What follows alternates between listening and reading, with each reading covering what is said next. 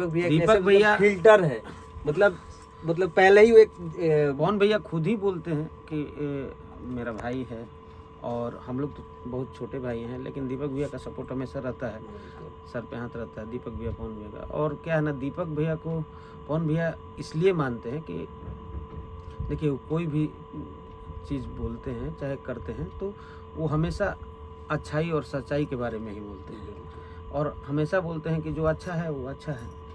इसलिए पवन भैया और दीपक भैया की जोड़ी है, और आज आप लोग देख रहे हैं धमाल मचा रहा है। बिल्कुल, अभी मतलब लगातार मिलियन पे मिलियन, अभी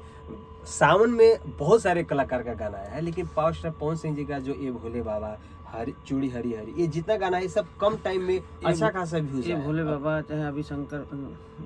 जी का गाना आपने देखा, फिर एक रघुराई वाला था, रघुराई वाला, ये सब क्या है कि उनके मुंह से लोग सुनना पसंद करते हैं ऐसे गाने। बिल्कुल, अब बीच में ये खत्म